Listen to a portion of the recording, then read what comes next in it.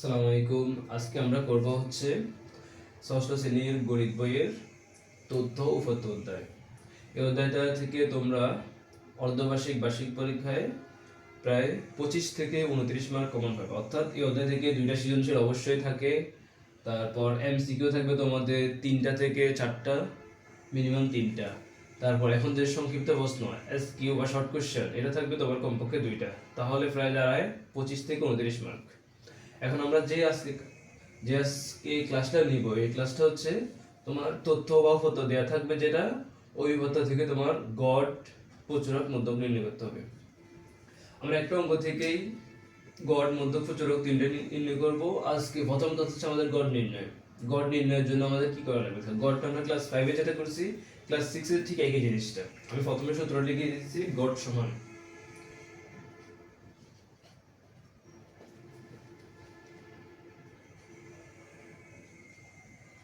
গড় সমান রাশিগুলোর যোগফল।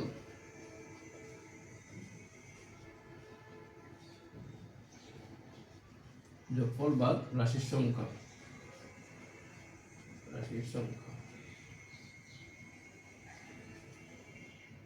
এটা আমরা শিখছি ক্লাস 5। এখন যদি আমাদের রাশি না বলে, যদি বলে যে এখানে উপাত্ত দেওয়া আছে, কিছু উপাত্ত দেওয়া আছে, কিছু নাম্বারের যোগফল, প্রাপ্ত নাম্বার, প্রাপ্ত ওজনের, তখন আমরা লিখবো কি? তাহলে তখন এই রাশির জায়গায় আমরা লিখবো বয়সের যোগফল, নাম্বারের যোগফল ইত্যাদি, যখন যেটা থাকে ওইটা লিখবো।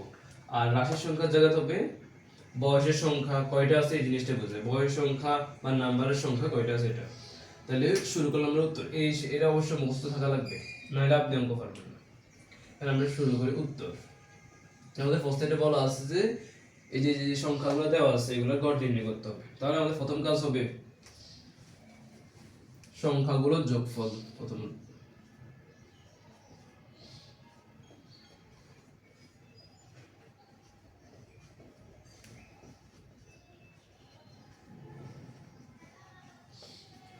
সংখ্যাগুলোর যোগফল। তাহলে সংখ্যাগুলোর যোগফল কত কত হয় দেখো, 7 যোগ 12 যোগ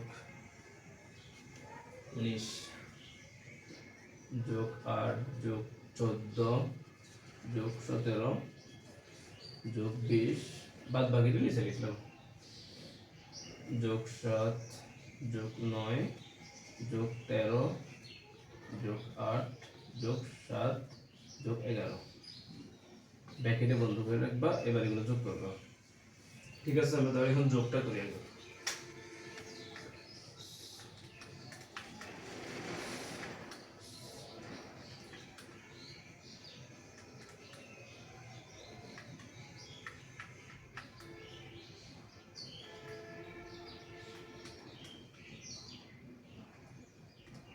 আমাদের যোগফলটা আসে 152। তাহলে দেখো আমরা সূত্রের সাথে একটু মিলে আমাদের সংখ্যাগুলো বা রাশিগুলো, এখানে রাশি লিখছি, তোমার যখন সংখ্যা বলবে সংখ্যা লেখা লাগবে, এখানে সংখ্যাগুলোর যোগফল, নাম্বার বললে নাম্বারের যোগফল বা সমষ্টি। আমরা এখন সংখ্যা যেহেতু আছে সংখ্যা লিখলাম, সংখ্যাগুলোর যোগফল বের করলাম। আমাদের দেখতে হবে সংখ্যা কয়টা।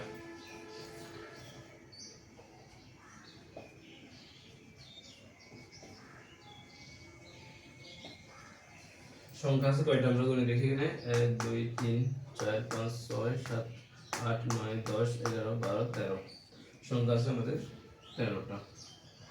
তাহলে আমাদের কি গড় নির্ণয়টা সহজ হয়ে গেল না? সুতরাং গড় সমান সমান, যেহেতু আমরা সূত্রটা পারি, এখানে লেখা আছে, আর সূত্রটা লিখলাম না। যদি তাদের মুখস্থ থাকে সূত্রটা, তাহলে এখানে লেখার দরকার নেই। শুধু সমষ্টি কত হয়ে গেছে 152 ভাগ আমাদের রাশির সংখ্যা বা এখানে সংখ্যা যত আছে, সংখ্যা আছে কয়টা? 13টা। এই দুইটা ভাগ করলে আপনার শেষ অঙ্ক। আমাদের আসছে হচ্ছে 11.69।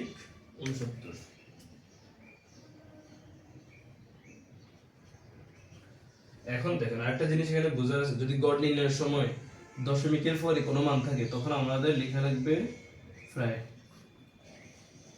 যদি এখানে আমাদের আসছে এখন 12 বা 13, তখন আমাদের প্রায় লেখার দরকার নাই, শুধু আমরা 11 শুধু 12 হইলে 12 লিখে দেবে এটা। কিন্তু যখন 11.69 বা দশমিকের পর সামথিং কিছু থাকবে তখন আমাদের অবশ্যই প্রায় লেখা লাগবে।